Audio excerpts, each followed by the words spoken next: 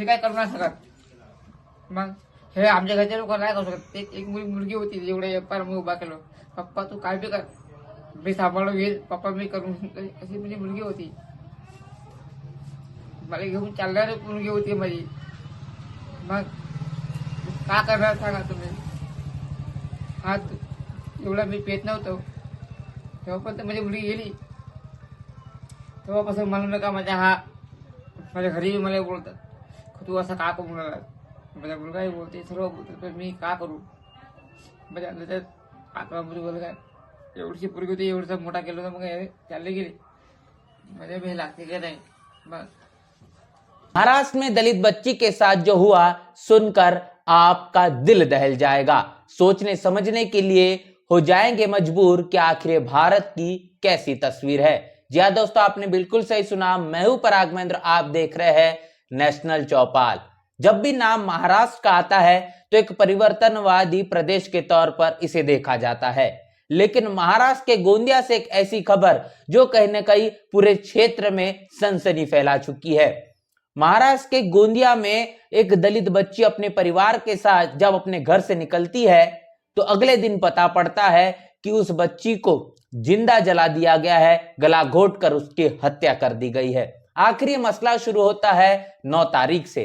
9 फरवरी को दलित बच्ची अपने परिवार के साथ गोंदिया के लिए निकलती है और एक जान पहचान के शख्स के साथ ये बात होती है कि गोंदिया में जाकर कुछ खरीदी और कुछ सामान उसे दिला दिया जाएगा और उसके बाद उसके घर उसे वापस लौटने के लिए रवाना कर दिया जाएगा।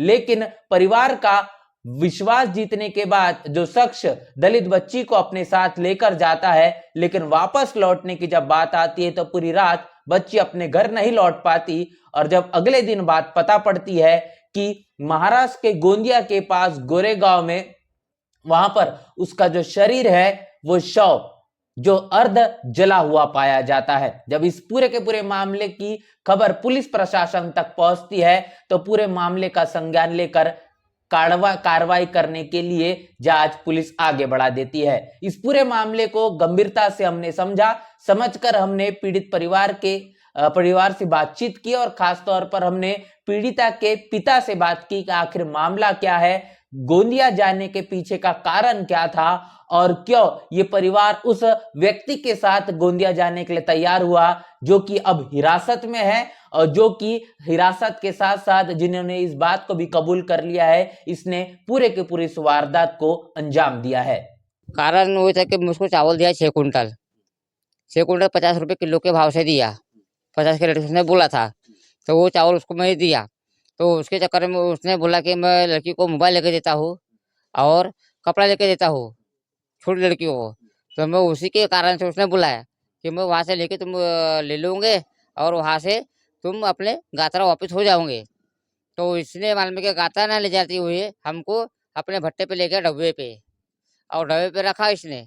और शुक्राम को बता दिया कि खाना पकाने के लिए। शुक्राम भैया खाना खाए, रात भर वहाँ रखा उसने कि मैं बड़ी गाड़ी लेके आता करके, कोई ठेकेदार का कारण है करके उसने ऐसा बोला। और फिर उसके बाद में हम सुबह फ़ोन लगाया 5 बजे, तो मैं 10-11 बजे तक आता हूँ, ऐसा बोला।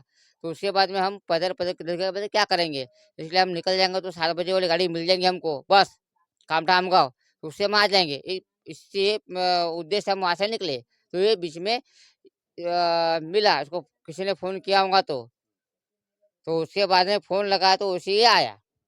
और हम तीनों को इसने अपने क्या बोलते, तीनों को हमको छोड़ा। मैं छोटी लड़की और लड़के को इसने छोड़ा पुराना बस स्टॉप के इधर ज, और पतबल जाओ, मैं तेरे लड़की को मैं लेके आ रहा हूँ, ऐसा बोला मेरे को।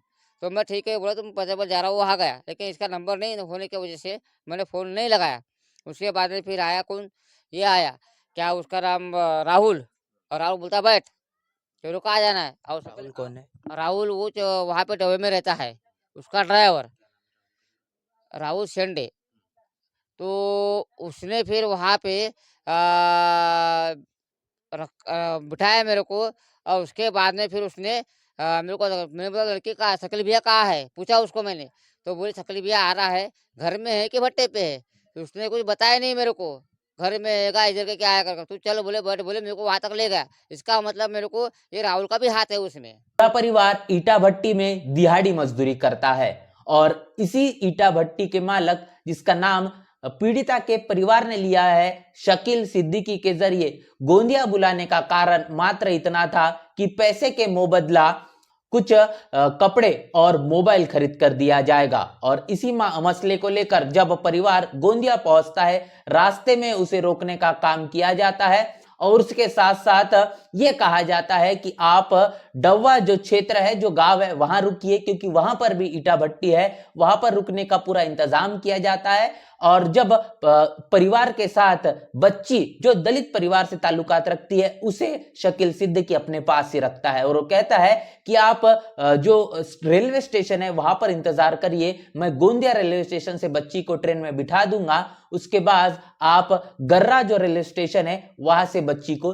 ले लीजिएगा। लेकिन मसला यह होता है कि बच्ची न गोंदिया से रेलवे स्टेशन में बैठती है, ना फिर वो गात्रा के रेलवे स्टेशन पर पहुंचती है। और इस पूरे के पूरे वारदात को पूरी रात बीत जाने के बाद जब अगली सुबह होती है, तो अगली सुबह में वही शकील सिद्दीकी परिवार से संबंध करता है, संपर्क करता है और संपर्क करने के बाद ये कहता है कि गोरेगांव के पास एक बच्ची की जो लाश बरामद हुई है, जो अर्ध जली हुई है, आप चलकर पुख्ता ये कर लीजिए कि आखिर क्या वो आपकी ही बच्ची है। इस तरीके की वारदात को अंजाम देने का काम किया गया था। इस पूरे के पूरे मामले को लेकर हमने फिर पीड़िता के पिता से बातचीत की, आखिर उनका क्या कुछ कहना है, आइए सुनते हैं। आखिरी बार फोन पर बात कब हुई थी बच्ची से, या फिर उससे आपकी बात कब?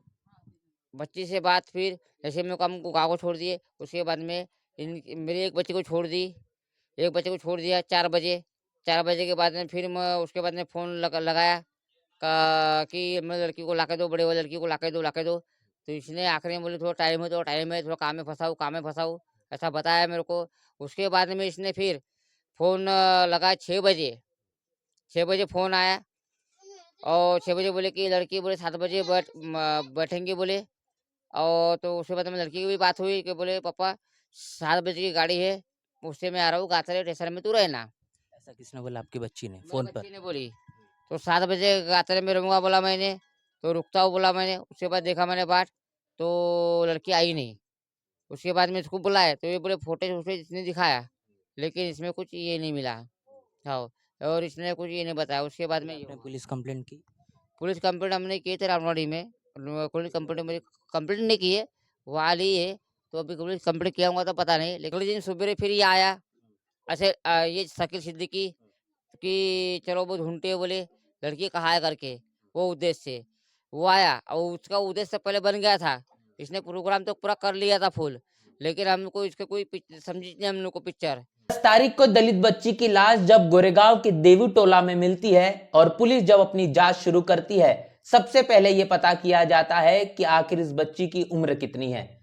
24 से 25 साल अंदाजा लेकर पुलिस ये मामला दर्ज करती है। लेकिन जब पूरे के पूरे मामले का सही मायने में जांच की जाती है और गंभीरता से जांच करने के बाद पता पड़ता है कि ये बच्ची की जो उम्र है वो 16 से 17 साल है। और उसके बाद परिवार से जब इस बात को लेकर जब पुख्ता सबूत मांगे जाते हैं कि बच्ची की उम्र आखिर कितनी है, तो बच्ची के टीसी के मुताबिक ये साफ तौर पर समझ आता है कि बच्ची की उम्र जो है उसकी जन्म तारीख 24/4/2008 है, जो कि परिवार के जो पीड़िता के पिता है उनके जरिए भी साझा की गई है। नहीं 24-25 साल की नहीं है लड़की। हमारी माल में क्या 15 16 या 17 साल की है लड़की हमारी।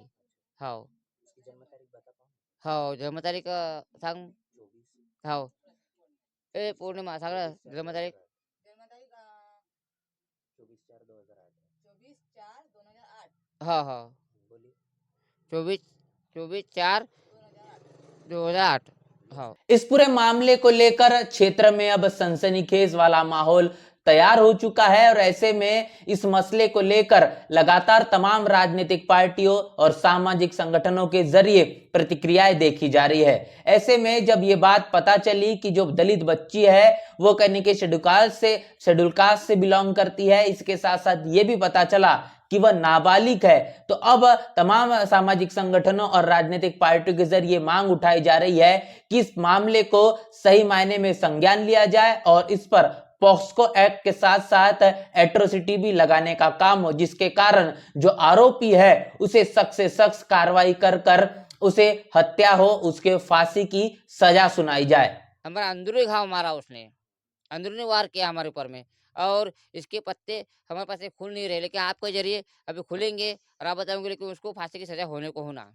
पुलिस के जांच के बाद यह कहा जा रहा है कि जो दलित बच्ची है उसका प्रेम प्रसंग शकील सिद्दीकी इसके साथ था। इस मामले को लेकर हमने पीड़िता के पिता से बात की कि आखिर इस बात में कितनी सच्चाई है। आइए उन्होंने देखे क्या कुछ कहा।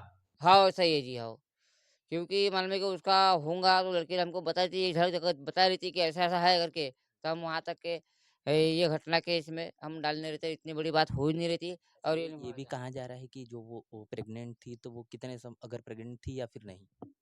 हमको तो उसको पता नहीं सर, अगर हमको थोड़ी सी भी झलक दिख गई रहती, हम दोनों आदमियों को, मालूम है कि मियाँ बीवी को, तो हम मालूम है कि वो लड़की का हमारा हम कर लिए रहते।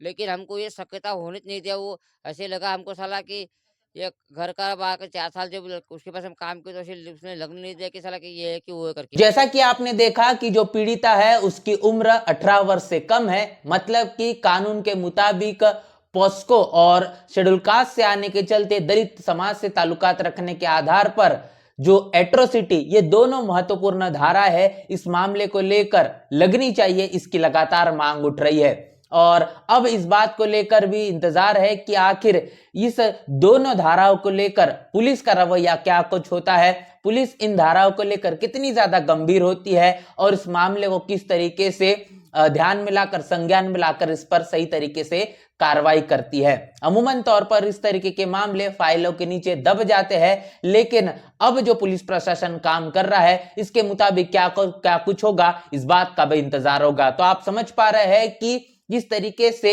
ईटा भट्टी में काम करने वाली दलित बच्ची, जो कहने के अपने परिवार के साथ अपना हाथ बटाने के लिए कुछ 2 वक्त की रोटी के लिए जद्दोजहद करती है, तब ऐसी सोच जो कि मनुवादी है, जातिवादी है, और इतना ही नहीं तो स्त्री विरोधी वाली संदिग्ध मानसिकता वाली जो सोच है, वो कहीं ना कहीं महिलाओं और बच्चियों पर रखते हैं, जो कहीं ना कहीं इस्तेमाल करने का काम करते हैं। ऐसे लोगों के जरिए कैसे टारगेट किया जाता है और टारगेट करने के चलते मजबूरन तौर पर उनकी मासूमियत का फायदा उठाने का काम होता है। शकील सिद्दीकी नाम के आरोपी ने यही किया और यहां पर दलित बच्ची का फायदा उठाया। वो गर्भवती होती है, गर्भवती होने के बाद जब ये मामला सामने आता है कि अब कैसे उसका अबॉर्शन किया जाए, गर्भपात कैसे किया जाए, जब बात उसे आगे समझ नहीं आती तो उसे लगता है कि अब उसे मौत के घाट उतारना ही ठीक होगा, तब गला घोटा जाता है और गला घोटने के बाद उसे जलाने का काम होता है। वो कॉलिंग आया था उसके बाप का कि तू ऐसा नहीं ऐसा बोलना, ऐसा नहीं ऐसे करना करके, मेरा लड़का बचने को ना करके, लेकिन मैं वैसा ये नहीं करता। वो मेरा मटर या मेरे घर के लोगों को मार डालेंगे। हाँ, मेरे को भी सपोर्टिंग होना। पीड़िता के पिता का यह साफ तौर पर कहना है कि उन्हें डराया धमकाया जा रहा है और अपने बयान को वापस लेने की भी लगातार उनको ये बात कही जा रही है। अगर ऐसा नहीं किया गया तो पूरे के पूरे परिवार को खत्म किया जाएगा, ये भी लगातार उनको धमकियां मिल रही है। इस पूरे मामले को लेकर पुलिस ने जिस तरीके से कार्रवाई की है, उस कार्रवाई के मुताबिक मैं बता दूं कि कलम BNS के चलते 103(1) और 238 ये धाराएं लगाई गई है और ये लगातार मांग उठ रही है कि इस मामले पर अब पॉस्को जो बच्ची है वो 18 साल से कम है, ये लगाई जाए। उसके साथ साथ एट्रोसिटी एक्ट भी लगने का काम इस पूरे के पूरे मामले को लेकर, जिसके कारण जो आरोपी है उसे कड़ी सजा मिले और इसके साथ साथ फांसी की सजा के चलते दलित परिवार को न्याय मिले। इस मामले को लेकर अब पुलिस प्रशासन किस तरीके से अपनी कार्रवाई करता है और क्या दलित परिवार को न्याय मिलता है या फिर नहीं, ये तो समय ही बताएगा। पूरे मामले को लेकर आपकी राय, आपकी प्रतिक्रिया लिखकर कमेंट बॉक्स में जरूर बताएं। बने रहे नेशनल चौपाल के साथ, मिलते हैं वीडियो में, तब तक के लिए जय भीम, जय भारत।